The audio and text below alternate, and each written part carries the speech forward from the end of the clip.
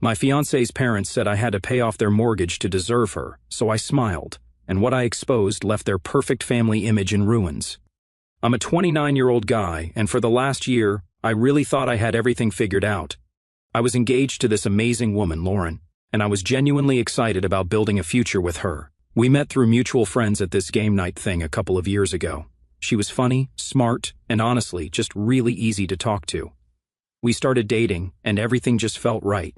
We didn't have a ton of drama, and we had similar goals: getting a house someday, having kids, traveling, all the stuff you dream about when you're in that honeymoon phase of a relationship.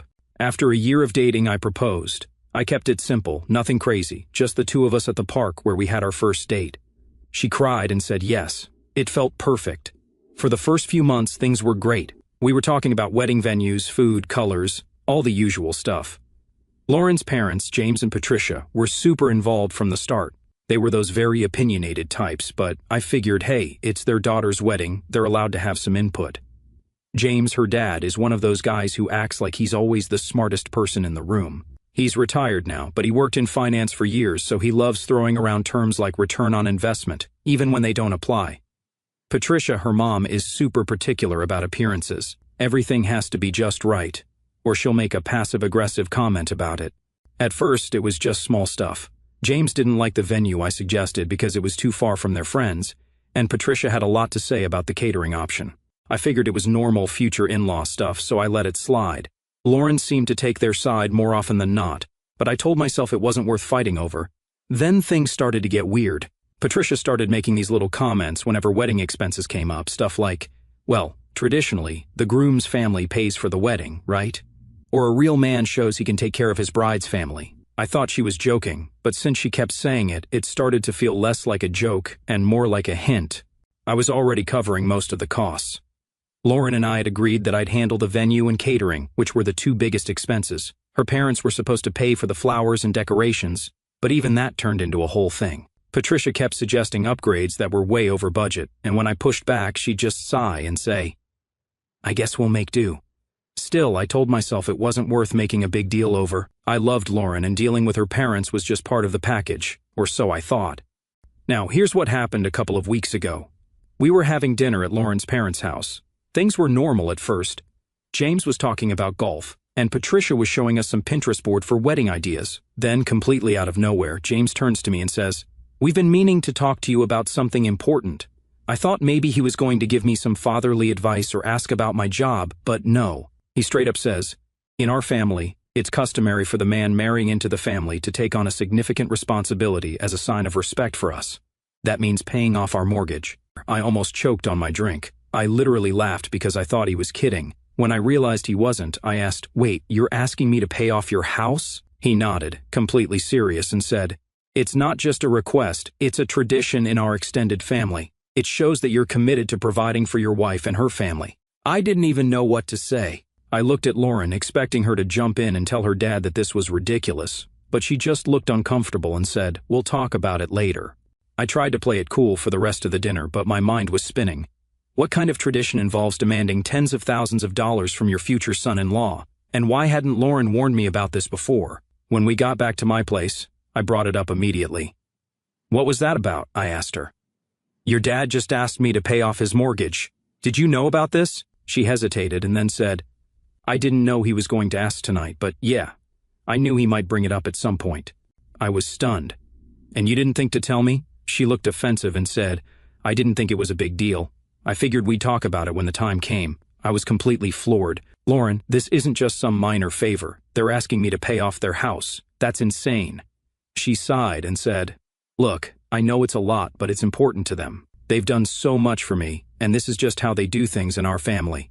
I asked her if she thought it was reasonable, and she said, Maybe we can figure something out. You've got savings, and we could take out a small loan if we need to.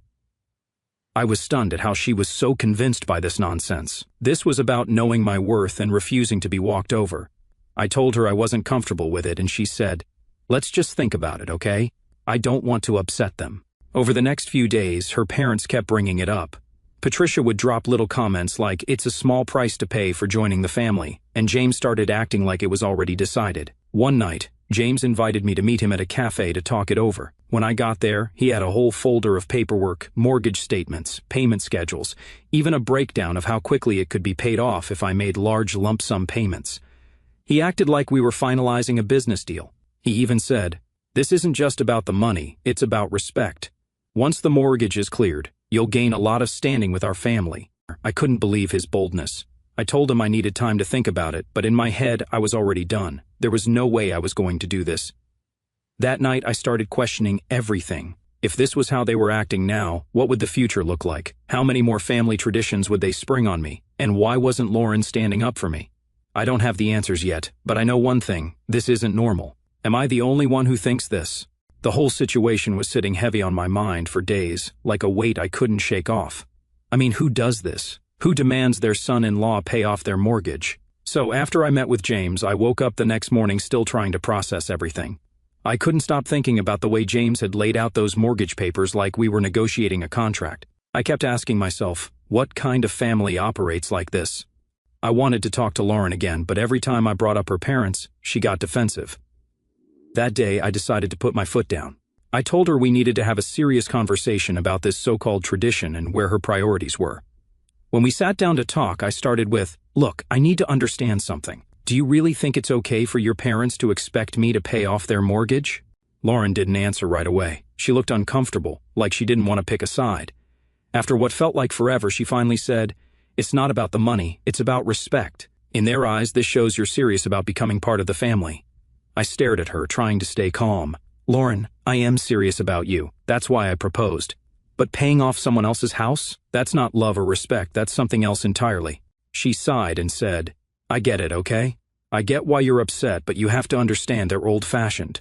My dad believes the man marrying into the family should take on a big responsibility to prove he's ready." That explanation didn't sit right with me. It wasn't just old-fashioned, it felt manipulative. And the more I thought about it, the more it felt like they were using Lauren to get to me. Things only got worse from there. Over the next week, Patricia started dropping even more pointed comments whenever we were around her. She'd find a way to bring up how much they'd sacrificed for Lauren growing up. One day, she went on this long rant about how they'd put Lauren through private school and helped her buy her first car. She finished with, "We've always done everything for her, and now it's time for her future husband to step up." I wanted to scream. They were acting like paying off their house was some rite of passage, like I wasn't worthy of marrying Lauren unless I handed over my life savings. James, meanwhile, doubled down on his strategy. He started texting me links to articles about family traditions in different cultures, and even sent me a list of wealth-building tips for young couples. The nerve of this guy, like I didn't already know how to manage my money. When I told Lauren about it, she brushed it off. "That's just how my dad is," she said. "He likes to make things a big deal." It wasn't just the mortgage that was eating at me, it was the way they were treating me, like I was some cash machine they could manipulate. Every time I tried to stand my ground, they acted like I was being selfish. One evening, Patricia actually said, "It's not like we're asking you to do something outrageous. It's a house. It's an investment for the family's future." The family's future? Whose future were we even talking about? Certainly not mine. Lauren and I hadn't even started saving for our own house yet, and they wanted me to sink tens of thousands into theirs. Even if I already had a house, I would still use this money for our honeymoon, not on her parents' mortgage. I started wondering how long they'd been planning this. Was this something they'd talked about before I even proposed? Did Lauren know all along and just not tell me? Then came the dinner that nearly broke me. James and Patricia invited us over, saying they wanted to clear the air. I hoped naively that they were going to apologize, or at least back off a little. Instead, James launched into this long speech about how their family had a tradition of supporting each other, and how this was my chance to show I was ready to be part of something bigger than myself. He even tried to guilt-trip me by bringing up Lauren's grandparents. "When my father-in-law got married, he helped his wife's parents buy their first home," James said. "It's just how we've always done things." I couldn't hold back anymore. I looked him in the eye and said, "With all due respect, that's not how my family does things. My parents taught me to work hard and build something for myself, not take on someone else's debt." James didn't like that. He gave me this patronizing look and said, "You're still a boy. You'll understand when you're older." That was it for me. I stood up, excused myself, and told Lauren I'd wait for her in the car. I couldn't sit there and listen to them lecture me about how I wasn't measuring up to their ridiculous standards. Later that night, Lauren and I had another argument. I told her I couldn't keep going like this, that her parents were crossing every boundary imaginable. She got defensive again, saying, "Why are you making this such a big deal? It's not like they're asking you to pay it all at once. We could work something out. Work something out? I snapped. Lauren, this isn't a negotiation. This is my life we're talking about. My savings, my future. How can you expect me to just hand it over? She didn't have an answer. Instead, she just kept saying, I don't want to fight about this. Can't we just figure it out together? But we weren't figuring it out together. It felt like I was fighting this battle alone, and Lauren was just watching from the sidelines. The final straw came when Patricia called me directly. She said she wanted to talk woman to man, which was already weird, but I went along with it. She started by saying how much they loved me, and how they were so excited to have me in the family. Then she shifted gears. She said, this isn't just about the money, it's about trust. If we can't trust you to take care of something as simple as this, how can we trust you to take care of Lauren? I couldn't believe what I was hearing. I told her, this has nothing to do with trust. It's about what's fair, and what you're asking for isn't fair. Patricia didn't like that. She said, I'm just worried about how this will look to the rest of the family if you refuse. People might think you're not serious about this marriage. I told her I wasn't going to change my mind, and she hung up on me. By this point, I was starting to feel like I didn't even recognize the family I was marrying into. The Lauren I fell in love with would never have gone along with this, or at least that's what I thought. But every time I tried to talk to her about it, she acted like I was the problem, and that I should move past it. But how could I move past it? Her parents weren't just asking for money. They were testing how much control they could have over my life, and Lauren wasn't standing up to them. That's when I realized this wasn't just about the mortgage. This was about power, and if I didn't draw the line now, I might never get the chance. I don't know where this is heading, but I feel like something has to give, and soon. Thank you guys for all your comments. It makes me more comfortable venting in here. You won't believe how things unraveled. Okay, so at this point, I couldn't keep pretending everything was fine. I was already feeling the weight of their demands, and it wasn't just about the money anymore. It was about what this all said about Lauren and her family.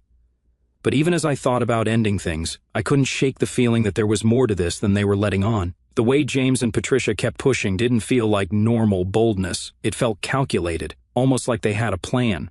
That night, after another pointless argument with Lauren where she basically told me to stop overthinking, I decided to do some digging. It started with something simple. Remember that meeting with James at the cafe that felt more like a business negotiation? That time, he left a folder there. I hadn't thought much of it at the time, but now I couldn't stop wondering what might be in there. I remembered that he'd been oddly protective of the folder, flipping through it like it was the key to their whole argument. I texted Lauren, asking if she could ask her dad about it. She replied almost immediately, just drop it, it's not important. That made me even more suspicious. Lauren wasn't one to dismiss things like that so quickly, and honestly, I was tired of playing nice. I decided to call James directly. Hey James, I said, keeping my tone casual. I was thinking about our meeting the other day, and I remember you had some papers with you. You left them behind, didn't you? There was a pause, just long enough to make me think I'd hit a nerve. Then he said, oh, those were nothing, just some financial notes I was working on. Don't worry about it. Yeah, I didn't believe that. The next day, I went back to the cafe to see if they'd kept the folder. I know it sounds paranoid, but I needed to see for myself what he was so eager to hide. To my surprise, the manager handed it over without hesitation. Someone left this a while back. No one's come for it, so it's yours if you need it. Inside the folder was a mix of random documents, mortgage statements, a few receipts, and what looked like notes James had written to himself. At first glance, it was exactly what he'd said, just financial stuff. But then I noticed something odd. One of the receipts wasn't for anything related to their house. It was for a payment to a place called Alden Ridge Estates. I'd never heard of it before, so I Googled it. Turns out, Alden Ridge isn't a mortgage company or a bank, it's a luxury rehab center. That's when things started clicking. I dug deeper, cross-referencing the receipts with the notes James had scribbled in the folder. It didn't take long to piece it together. James had spent months at Alden Ridge, and it wasn't cheap. The rehab center catered to high-profile clients, offering discreet treatment for things like gambling addiction. Turns out the mortgage wasn't the issue at all. They were trying to cover the cost of James's rehab. Suddenly, everything made sense. The urgency, the constant pressure, the way Patricia kept talking about sacrifices they'd made. It was all a cover for the mess James had created. I couldn't believe they were trying to pass this off as a family tradition. They weren't just being entitled, they were outright lying. That night, I confronted Lauren. Do you know what Alden Ridge Estates is? I asked her, holding up the receipt. Her face went pale. Where did you get that? It doesn't matter, I said. What matters is that your parents have been lying to me. They don't want me to pay off their mortgage. They want me to cover James's rehab. Did you know about this? Lauren didn't answer right away. She just stared at the receipt like it was going to disappear if she looked hard enough.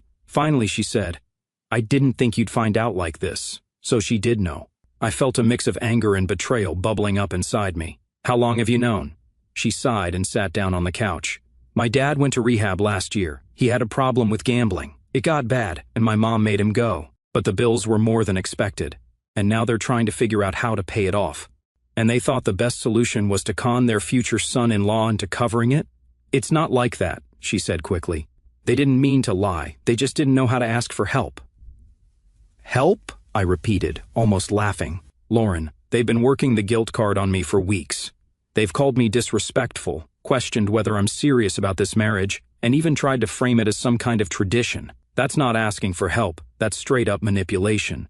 The more we talked, the more frustrated I became. Lauren kept defending them, saying things like, "They're just under a lot of stress and they didn't mean any harm." But harm or not, the fact remained, they had lied to me. I asked her why she didn't tell me the truth sooner, and her answer made my blood boil. "I didn't think it mattered," she said. "I figured you'd say no anyway, so why bring it up?" It didn't matter? This wasn't a small misunderstanding. This was a calculated effort to deceive me into taking on tens of thousands of dollars of debt to clean up after James. I couldn't get past the thought that they hadn't just lied to me, they tried to control me. They wanted me to feel obligated to them, like I owed them something just for being part of their family. And Lauren, instead of standing by me, had been complicit in the whole thing. The day after I found out their mess, I knew I couldn't ignore this any longer. I needed to make a decision about what kind of future I wanted, and whether Lauren and her family had any place in it. The next day, I called my dad to tell him what was going on.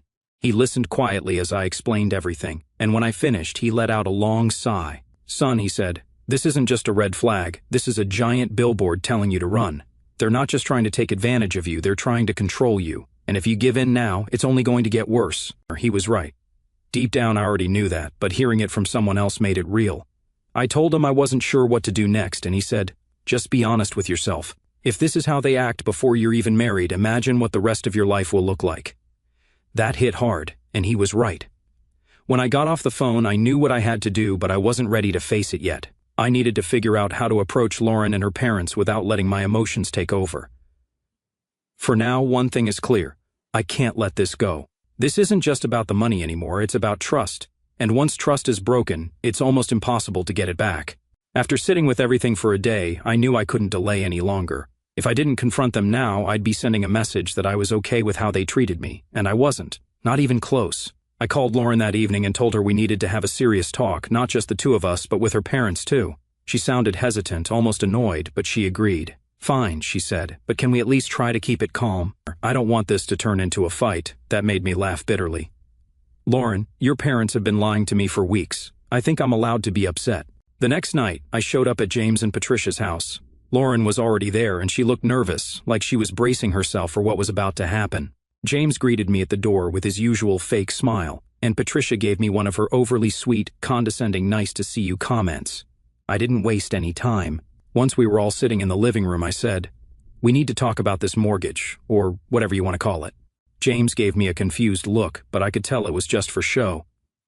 "What's there to talk about?" he asked, leaning back like he had nothing to hide. I pulled out the receipt from Alden Ridge Estates and set it on the coffee table. "How about the fact that this has nothing to do with a mortgage? You've been lying to me, and I want to know why." Patricia's face went pale, and for the first time since I met James, he looked genuinely caught off guard. He leaned forward, squinting at the paper, and then glanced at Lauren. "You told him?" Lauren shook her head quickly. "No, he found it on his own. I couldn't believe what I was hearing." "So you knew she wasn't going to tell me, and you were okay with that?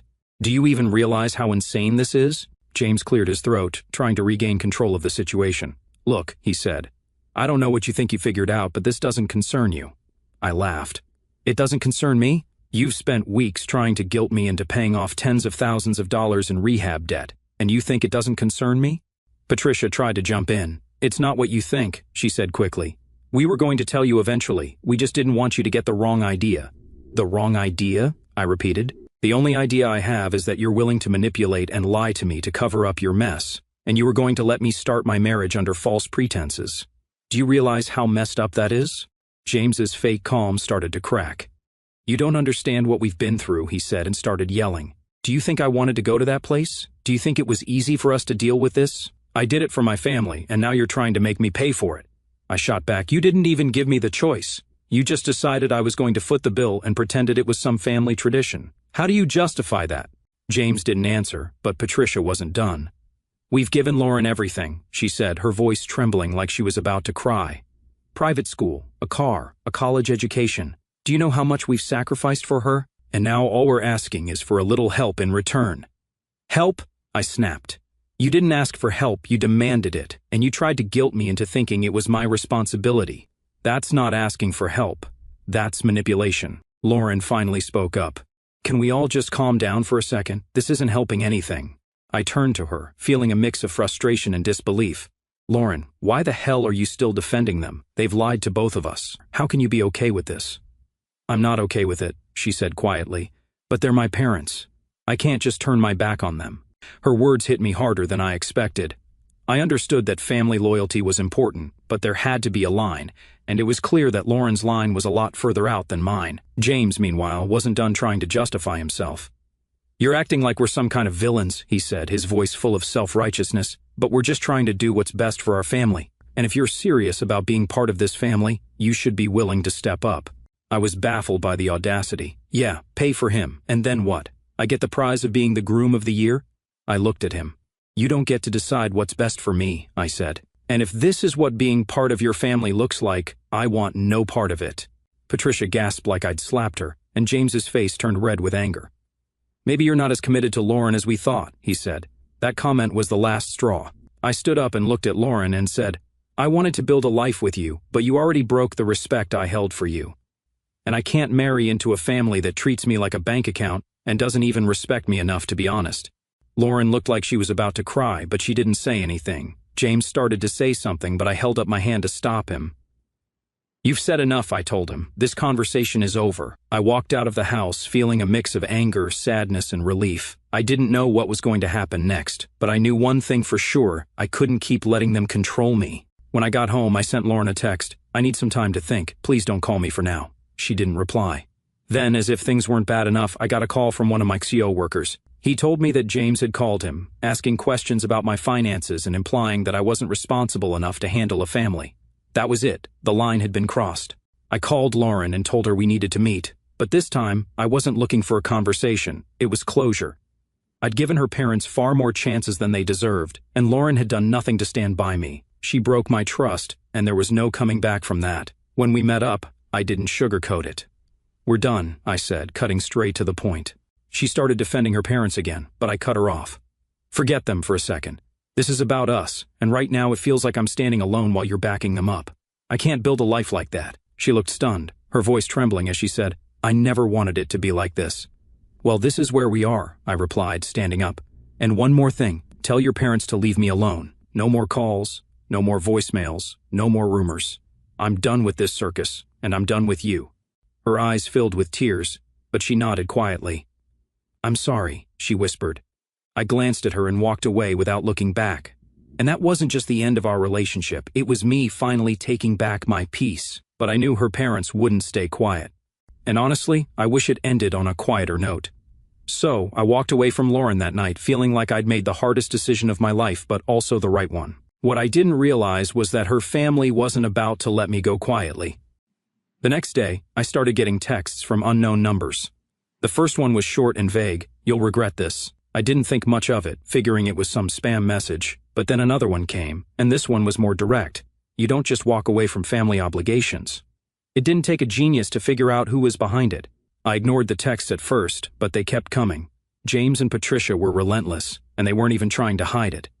One message said, "You're making a mistake you'll regret for the rest of your life." Another one accused me of being selfish. "You clearly don't know the meaning of family if you can't handle this responsibility." I blocked the numbers, but that wasn't enough to stop them. Patricia started leaving voicemails instead, hinting that they were considering taking legal action against me for wasting their time and money. It was like they were trying to wear me down, hoping I'd cave just to make it all stop. So I called my lawyer that same day to ask if there was anything I could do to make it stop. The lawyer told me to keep a record of everything: texts, voicemails, emails, anything that could be used as evidence if things got worse. He also suggested sending a formal cease and desist letter, which I did. For a few days things were quiet. I thought maybe they'd finally gotten the message and decided to back off. But then Patricia took things to a whole new level. She started posting about me on social media, some vague stuff like, "Some people just don't know how to honor commitments," but it quickly turned into full-on attacks. She wrote a long post accusing me of leading Lauren on, wasting their family's time and money, and refusing to do the right thing. The comments on the post were a mix of sympathy for her and confusion from people who knew me. A few mutual friends reached out, asking what was going on, and I had to explain the whole mess. One friend said, "Man, she's making you sound like the worst person on the planet, but anyone who knows you knows this is total BS." That helped a little, but the damage was already done. Patricia's post had been shared dozens of times, and it felt like the whole world was suddenly weighing in on my private life. Meanwhile, Lauren stayed quiet. I thought maybe she was finally starting to see how toxic her parents were. By this point, I was completely drained. The constant harassment, the social media attacks, the guilt trips, it was like they were trying to break me down piece by piece. But instead of making me reconsider, it only solidified my decision. I realized I didn't just step away from trouble. I escaped a sinking ship. If this was how they acted when I said no to one demand, how would they have treated me over the course of a lifetime? The fallout was messy, but eventually, it started to fade.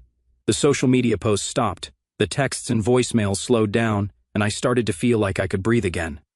Lauren and I haven't spoken since that last meeting, and honestly, I don't care to. She made her choices, and I made mine. I'm not wasting another second on someone who couldn't stand by me when it mattered. If she wants to sit with her parents and justify their nonsense, that's her problem, not mine. Life moves on, and so do I.